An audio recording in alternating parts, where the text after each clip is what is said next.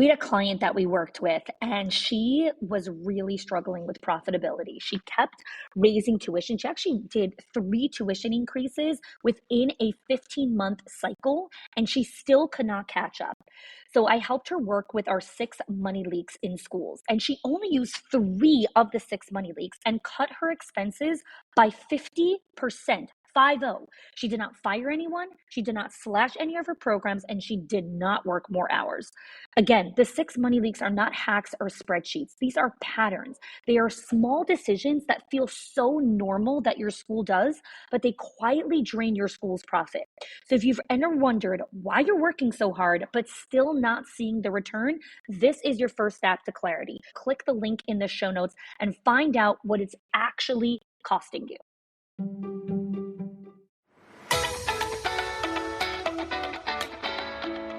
Welcome to the Schools of Excellence podcast, where we have conversations about education, leadership, and building a school of excellence. The goal on this show is to bring you clarity, up-level your mindset, and give you practical strategies and inspiration so you can show up with confidence and trust your decision-making. I'm Chani Wilshansky. I'm a mom of 4 under 10, a former New Yorker, and been in the early childhood field my entire life. And I'm so grateful that you've joined me for this conversation. Hey there. We are coming up on our 1-year anniversary of the Schools of Excellence podcast. Over the last year, we've had hundreds of new subscribers and listeners of the show and over 30,000 downloads, for which I am so grateful. The next 4 episodes on this podcast, we're doing special throwback episodes of our most downloaded and listened to podcasts. The reason that we're going to be doing these throwbacks is to bring back some important conversations and also to practice what we preach. We talk a lot on this show about focus, creating margin for things that come up, and creating space to do what matters most and focus on our priorities. The Summit of Excellence is our annual event, which is March 1st and 2nd. And so my team and I are going all in on staying committed to creating the most amazing event for our attendees. And so my time is focused on building content for this incredible experience. I hope you enjoy this week's throwback, and we'll be back mid-March for some new content and exciting new series of episodes. Thanks so much for listening. So today is the beginning of a 4-part series where I'm going to be going over the 4 shields of the difficult conversation. So in the last 15 years that I've been working with early childhood leaders, directors, owners, and executive leaders, I've been studying the patterns and behaviors of the way that all of the leaders show up in conversation, specifically in schools. Because one of the things that I'm really obsessed with and committed to in Schools of Excellence is conversation. Because in any conversation that we have with teachers, directors, parents, we use different shields to protect ourselves. Because as humans, we're wired for safety above all else. Our brain is always looking for safety and self-protection. So when we feel afraid and vulnerable, or we feel exposed, we want to self-protect. So this concept of self-protection or feeling the need of safety really serves you well, if you're walking in Central Park or alone in Brooklyn, where I used to live. My brain is constantly looking for anything suspicious, right? My heart rate is up, my palms are sweating, and for good reason, right? I need to be alert because crazy things have gone down on that block before. But when you're meeting with a teacher, danger to your life isn't in the conversation. And yet sometimes the staff or ourselves show up in that capacity. And so in these observations and listening to hundreds of conversations, I came up with the 4 shields. They're blaming, crying, deflection, and victimhood. These are the 4 most common shields that school leaders and teachers bring up in conversation when they are struggling. And as a leader, you have a responsibility to understand these and how your team is using it to show up to protect themselves. Because when you can understand this, you're able to look at it from that lens, support them, have their backs, and hold them accountable. Why is it so critical to do this? Because when these things go unchecked, the 4 shields can become toxic. They exhaust everyone. and finger pointing and all of these things, which isn't fun or productive for anyone, become the name of the game. And then what happens is, as a leader, you avoid any type of confrontation or any type of really hard conversation. As opposed to leaning in, you procrastinate, avoid, and hope it gets better. And these are really hard to approach head on. It can make your stomach filled with butterflies. It can give you massive headaches. It can have you tossing and turning in bed at night, wondering if you said or did the right thing. And it's one of the biggest reasons why I spend so much time on coaching and support calls with the owners and the directors in our circle groups. And on these calls, I'm helping the leaders navigate and script through these difficult conversations, because that's probably 80% of what you're doing all day. So today we're going to dive into the first shield, which is blaming. So let's call a spade here and recognize and call out that we all blame, right? We all have different components of blaming people, whether in our head or whether we verbally express it, right? We say things like, oh, the food burned, why did I forget to do that? Or we say things like, who took my car keys, or who spilled the milk, or there's so much traffic here, I should have taken the other bridge. There's all different components of blaming. What's important to remember is that when there's blame, there's no learning. When there's blame, there's no learning. And so in a school of excellence, which is all about growth and innovation and learning, we want to get rid of blame. We want to remove that from our culture. But how? Right? So step one is we need to understand why staff use blame. The first thing is blame is a very effective strategy since we were kids, right? When we had siblings, or with our dog, or with the neighbors, or whatever it is, blaming helps us not take ownership for our mistakes. Think about when you were a teenager, when you were blamed for doing something, right? What did that make you do? When you were blamed, it didn't make you learn anything. It just taught you how to hide your mistakes better next time. And kids learn very quickly, right? Who spilled the sand? Who spilled the milk? Who took my keys? And so they learn very quickly that in order not to get blamed, we just have to hide things better. But in a school of excellence, you want transparency. You want people to take ownership, and you want responsibility for actions. And so we want to step back and look at, where do we need to get started? So I'm going to share with you 3 strategies today of removing blame from your culture. Number 1 is recognizing it within yourself. When are you blaming? When do you find yourself in that game? So for me, I find myself in the blame game when I feel very unprotected and uncomfortable with what's going on, when all hell broke loose and everything's exploding. And I'm just like, oh my gosh, someone else take responsibility for this. Who can I blame? And in my head, many times, those are the conversations that are happening. And I need to really pause and tell myself, blaming is in the past. When you blame, you're still a child, right? You're sitting in the back seat of a car.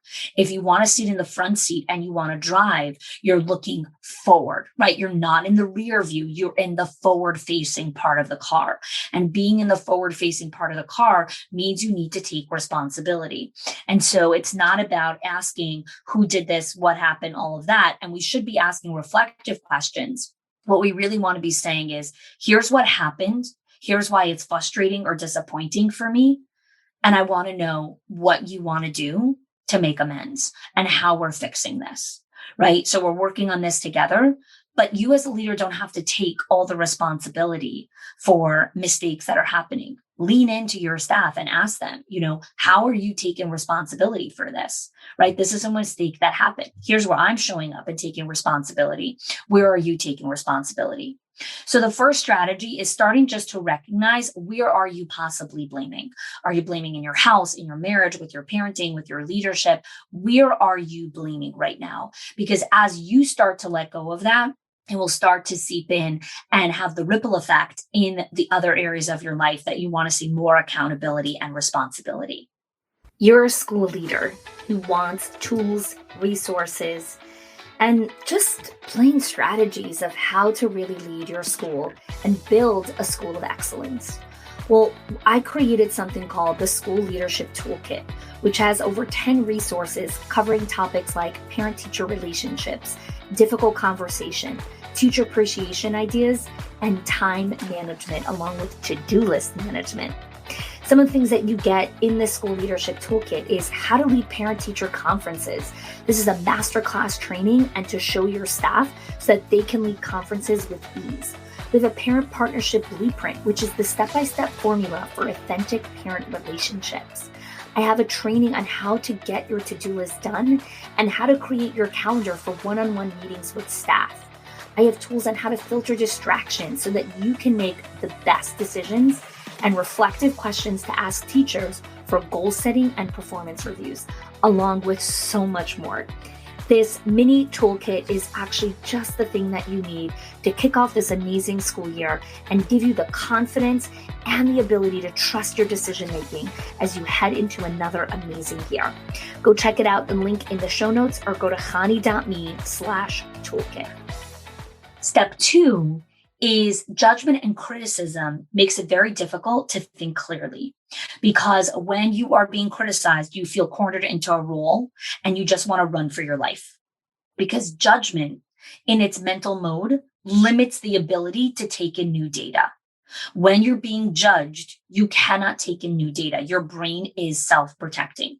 So you're spending all your energy, all your mental focus on protecting yourself. So you can't learn or think anything. So here are some questions to ask yourself when you see a staff member who's starting to blame other people, right? Like, well, she comes late all the time, or this happened here, or she didn't bring that back, or how come she doesn't have to do this, or it's not my fault that happened, right? All the blame things.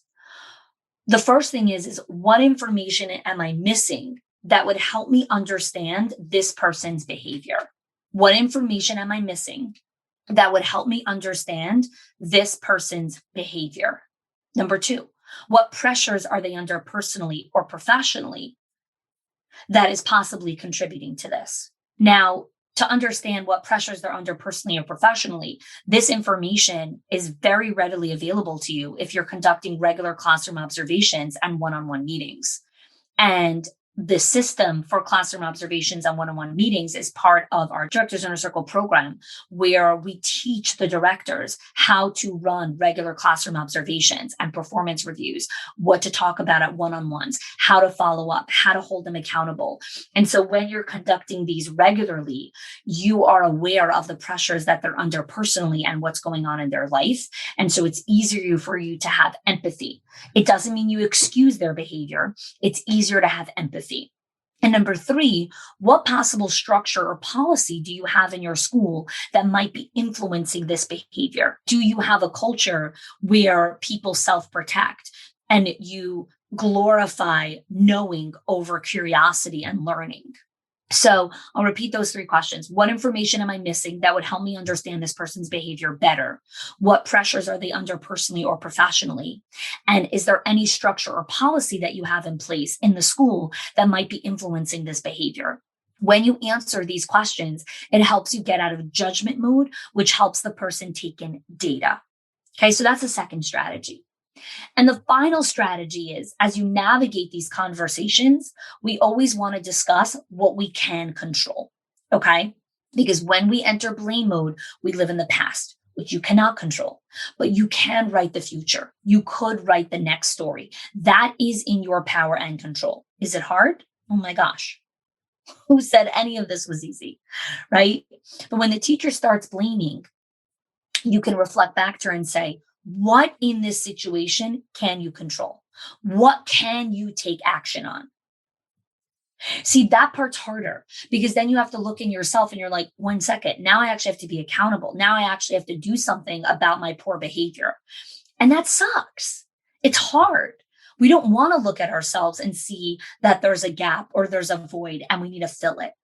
But it's also rewarding because it's like, hey, this is an opportunity for me to step up in better leadership and show up for my people and say, blaming is not excusable.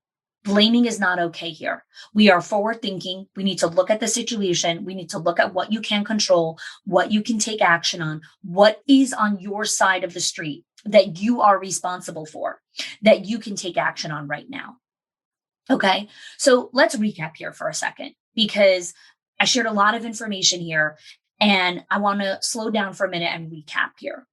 Blaming is one of the 4 shields of a difficult conversation. It's one of the 4 ways that teachers or parents or directors or whoever show up in conversation when they are afraid, when they are worried about their pride, their ego, their job. They are self-protecting themselves. And this is one of the ways that they do it. Blaming is extremely toxic because it creates this culture of, I don't need to be accountable. Don't blame me. Here's my 1,001 excuses and my story of woe of why I shouldn't be responsible for this. When there's blaming, there's no learning. And so I shared with you those 3 strategies. 1, looking within yourself. Where are you possibly blaming? 2, judgment and criticism make it difficult to think clearly. So ask the questions to figure out how you can remove the judgment. And 3, focus on what you can control. So if you want more information on blaming and the different shields, in the show notes, we have an excellent resource called khani.me/4shields, where you can get a ton more information on blaming, on a culture of blame versus a culture of accountability. So that's an incredible resource there for you. We also have in the show notes our scripts workbook that you can check out as well. That is available for more scripts on how to lead and navigate and plan for these difficult conversations. As always, we always want you to come join us in our Facebook group so we can continue to have the conversation on these 4 shields. Today was the first episode of the 4-part series of blame. Next week, we're going to be talking about the second shield of the difficult conversation, which is crying. Thanks so much for joining me in today's episode, and I look forward to seeing you next week. If you are loving the Schools of Excellence podcast and have gotten any value out of it for your school, I would love if you can do 2 things for me. 1, subscribe to the show so you never miss an episode. And 2, can you please leave us a review? Reviews help other school leaders know that this is the place to learn how to build a school of excellence. And I would be so grateful if you can do that for us. Your help and support makes this show to be able to be listened by the thousands of other school leaders all around the world. Thanks so much for listening, for giving us your time and attention each and every week, and I appreciate that you have joined us.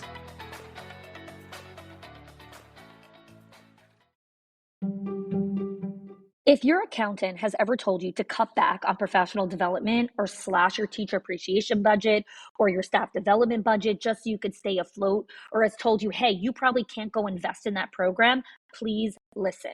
The problem is not that you're spending too much money on your people or yourself or your investment or your support system. It's that your school has invisible money leaks that are draining your profit, leaks that no spreadsheet will ever catch or accountant. So I created the 6 money leaks of schools that show you the 6 core areas that schools lose money every single month without realizing it. If you close even one of them, your profits will start to soar without sacrificing your team. Go get it now and stop blaming the things that are actually building your school.